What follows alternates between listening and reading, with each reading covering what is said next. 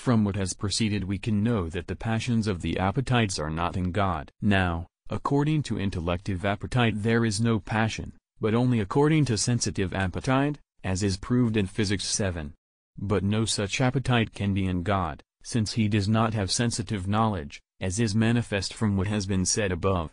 Therefore, there is no passion of the appetite in God. Moreover, every passion of the appetite takes place through some bodily change, for example, the contraction or distension of the heart, or something of the sort.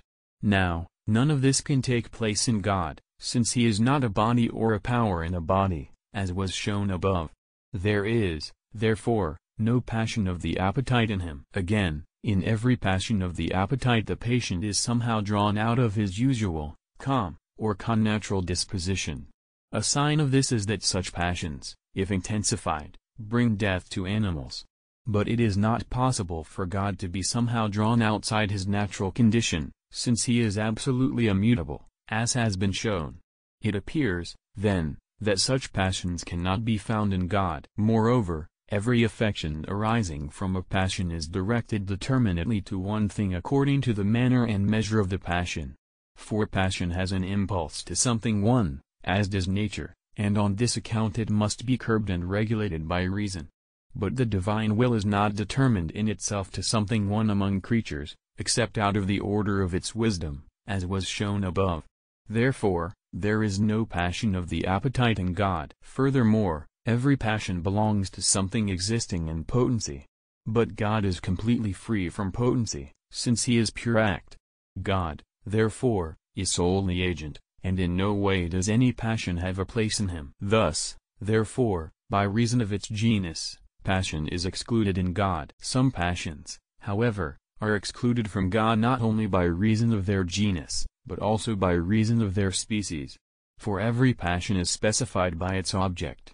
That passion, therefore, whose subject is absolutely unbefitting to God is removed from God even according to the nature of its proper species. Such a passion, however, is sorrow or pain, for its subject is the already present evil, just as the object of joy is the good present and possessed. Sorrow and pain, therefore, of their very nature cannot be found in God. Furthermore, the notion of the object of a given passion is derived not only from good and evil, but also from the fact that one is disposed in a certain way towards one of them. For it is thus that hope and joy differ. If, then, the mode itself in which one is disposed toward the object that is included in the notion of passion is not befitting to God, neither can the passion itself befit him, even through the nature of its proper species. Now, although hope has as its object something good, yet it is not a good already possessed, but one to be possessed. This cannot befit God, because of his perfection, which is so great that nothing can be added to it. Hope, therefore, cannot be found in God, even by reason of its species. And likewise, neither can the desire of something not possessed. Moreover, just as the divine perfection excludes from God the potency of the addition of some good to be obtained, so likewise, and all the more, does it exclude the potency to evil.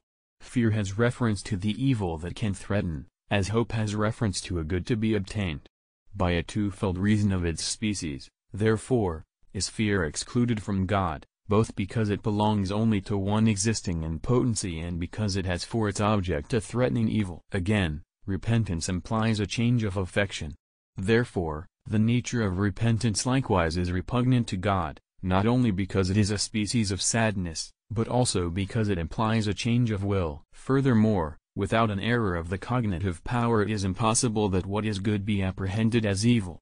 Nor is it possible that the evil of one be the good of another, except among particular goods in which the corruption of one is the generation of another. But the universal good does not lose anything because of the existence of some particular good, but is rather mirrored by each one. God, however, is the universal good, and by participating in his likeness all things are called good. The evil of no thing, therefore, can be his good. Nor is it possible that what is absolutely good, and is not evil to itself, he should apprehend as something evil, for his knowledge is without error, as has been shown.